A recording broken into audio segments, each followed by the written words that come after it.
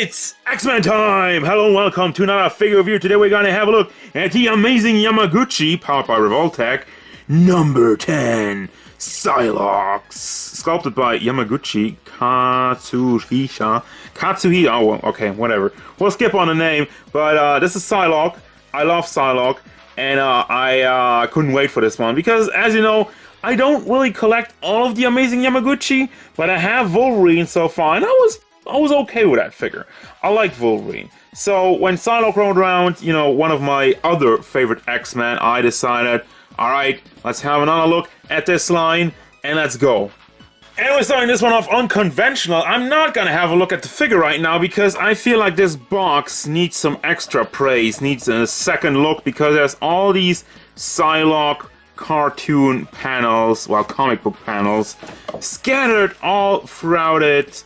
And I love this. This is from the original, I want to say cartoons again, comic books. Idiots, I'm stupid. But there's all that. And inside the box, it's on the ground, but let me get that real quick. Inside the box, we have this. Yeah. So again, I just wanted to give a special shout out to that, to all you guys who want to keep it in the box. This one's actually not bad. They really put a lot of work into the box. But now let's have a look at the figure. Alright. So this one's special, but I guess it's always kind of special if you're having something different. Not a Figma, not a figure arts, no amazing Yamaguchi. First and foremost, size of the figure, she stands at about, let me get the feet straight, a little over 14 centimeters tall, almost 14 and a half, so about 5.5 inches or a little over it, depending on how you look at it. I mean, it's really weird to get it completely straight with all the joints and whatnot going on. Let's have a look at the face real quick. It's pretty simple. It's not really particularly based on any comic book design. They are making their own. It's a little bit anime-ish. And if you're wondering about the eyes going a little bit apeshit, that's because they have the rotating eye feature. You can take the face off and rotate the eyes around. And I tried to get them in a good angle, and I haven't really succeeded at that. So I'm not a big fan of that feature. Moving on to the hair, which is nicely molded, but it's see-through. And if you're asking me, it's a little bit too see-through. I know, I mean, I get it, I've been saying it. The amazing Yamaguchi line is about all fancy stuff. So you want to have see-through hair, you want to have shiny, metallic costumes and whatnot. I'm okay with that, I dig that. They're trying to create good-looking figures. But with the hair, I'm not really sure about it. It's cool over here. It really has a super dark tone. Goes over into a more blue in the head itself. And yeah, that's not a good transition. That's actually not even a transition at all. But overall, this is pretty good looking, with the exception of certain parts, like over here. What the hell is that? Did they just glue another hair on? And then it goes into the see-through. And that's okay, the tips with the see-through, but with the head kind of shining through is somewhat weird. But for the rest of the figure, she does have her iconic design. None of that new, the current X-Men, like when they did a whole bunch of new costumes for characters. Psylocke got one, and it sucks, but this one is great. So again, as I mentioned, we got the metallic going on.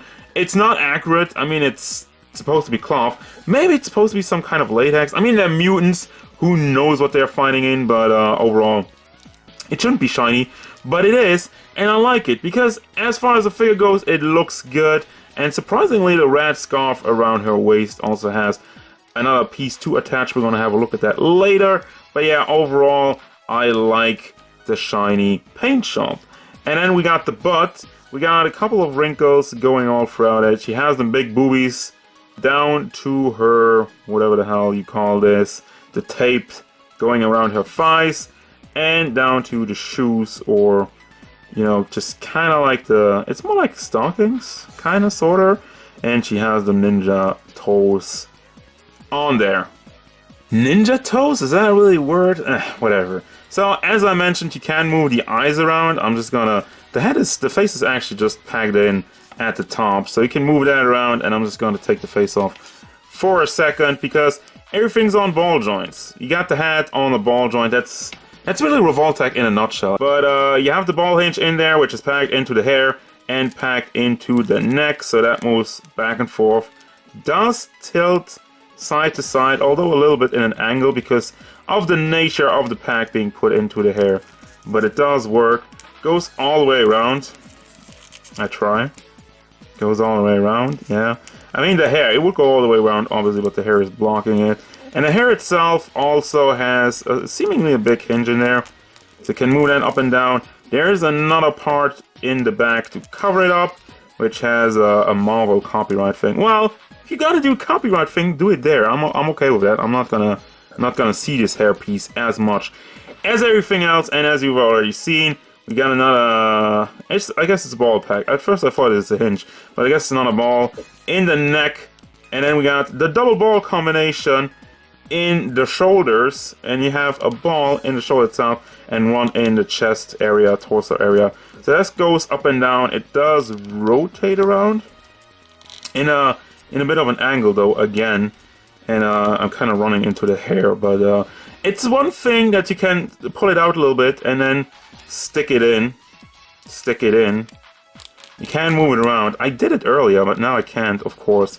You move it down, you move it up, and then you just kind of hold it to cover up the joints. And I mean, like I'm saying, it's wonky. I'm not the biggest fan of the Revoltech articulation. We have ball hinge stuff in the shoulder. That's nothing too out of the world, out of this universe. And it also rotates around. You got another ball hinge in the hand, back and forth. Rotation as everything else. Then the torso articulation goes back and forth, goes side to side, and it probably would go all the way around, but I wouldn't force it too much. It doesn't leave any gaps, and it's actually very nice. The upper torso and the crotch piece, yeah, are not connected actually. So we got some more articulation with that. So she's very nimble, and that's good. She should be. I have a little bit of paint bleeding going on though in that part, but yeah, goes side to side very nicely. Then we got more ball hinge action in the thighs, goes out to the side, goes to the front, and it goes to the back. Actually very nicely to the back. The butt is not blocking it, but the butt, is that soft plastic? No, but it really rotates around. So yeah, okay, that gets a good job done. And then the thighs are probably also on balls in there, because as you can tell, it wiggles to the side and you can rotate it all the way around. It does look kind of wonky standing out. Then we got another double ball combination for the knee. So that looks horrible, but the articulation of it is amazing. So pick your poison. You get 45 degree. I mean, if you keep it straight and you don't use the lower joint, it's still fine. But then you use that one and it doesn't look good. But still, it's a choice. It's an option you're getting, and I like that. So we got finally another ball hinge in the foot. Goes back, forth, and does it tilt side to side? I want to get it. Yeah, does tilt side to side. And finally, there's a toe hinge. That was a lot of stuff. Speaking of a lot of stuff, what's this mess? It's accessories. Swords. We got energy swords with a see-through purplish pink going on. Nice gold and brown in the handle, and you get 2 of each, and I love that. Again, like, yeah, they're not being cheap with that, so you gotta have 2 swords. Then you have 2 regular swords. I mean, they're simple, they're basic, but they are nicely painted. There are no slips, no bleeding, and also nicely molded. Then we got 1 in the holster, and we got the holster. So actually, you cannot combine those, I think. Yeah, no, you can't put anything in there. So you got everything single. You got a holster and a sword in the holster, and then we got another face, kind of a little bit more of an aggressive look and a little bit of a smirk. I don't know what's going on with the eyebrows though. Heavy paint bleeding in the eyebrows, unfortunately. Looks kind of freaky. Maybe she's mutating. Then we got her, well, I call it scarf. Well, no, it's part of the belt actually. Why am I calling it scarf? It's around her waist. Then we got the Psy energy beams. I guess I'm calling it like that. They are also see-through plastic, but honestly, I think they could be a little bit more see-through. They're so colorful that it looks. I didn't, you know, I like the mold, but I don't really like the coloring. It's a little bit too heavy. And then we got this thing, which is just there to move the eyes around. And as I mentioned earlier, cannot really get it to work that much. Then we got 2 hands to hold the swords. One of mine is dirty. Can't really see it right now. And we got open hands for I I don't know, telepathy? Bleh. Okay, one's on the ground now. I'll never find it back. And then we got these two. Again, just posing hand stuff. And that's it. Oh wait, no, never mind. That's not it. The Amazing Yamaguchi also comes with a base. You have a claw, but you can also only use the base because she has a hole in the back. If you want to use the claw, you can use the claw. We'll have a look at that. Screw the base. I actually got in a post without it, which I just wanted to display because I think stability-wise, that's pretty impressive. But with all the joints, you're really getting a lot to play around with. So before I wrap this up, a couple of things that I just connected here. You got the belt piece that also has a piece for the sword holster, which I didn't even see. Then the energy effects have like small packs in it, and the fist hands, which I didn't even notice. Sorry, but you have small holes in there just to slide that in there. So you have that. And overall articulation of the belt piece. It is on a ball joint, so you can move that up and down, rotate it around. And this piece also is just packed in, so you can move that up and down. And get the pose you want out of it. So that's gonna do it. What do I think about this figure? Quite frankly, I'm stunned. I like this one a lot. With Wolverine, there was a lot of wonky stuff. There was a little bit of quality control. I mean, I also had the Legacy of Revoltech, which is not Amazing Yamaguchi, but it's still Revoltech, which also had a lot of quality control. But this one, I don't really see any quality control. I see a very nice paint job. I see a very nice mold. Yes, the joints are wonky, but the articulation you're getting out of it is, quite frankly, pretty impressive.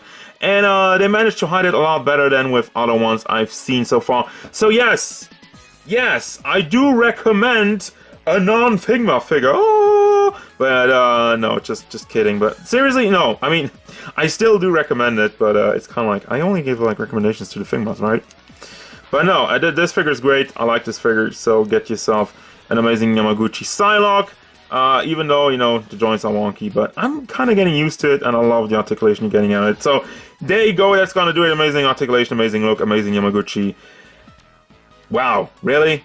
That's gonna do it, guys. As usual, thank you very much. Don't forget, if you enjoyed this review, hit it up with a like and subscribe to the channel so you can stay tuned for more figure reviews, gameplay stuff, and whatever Psylocke wants.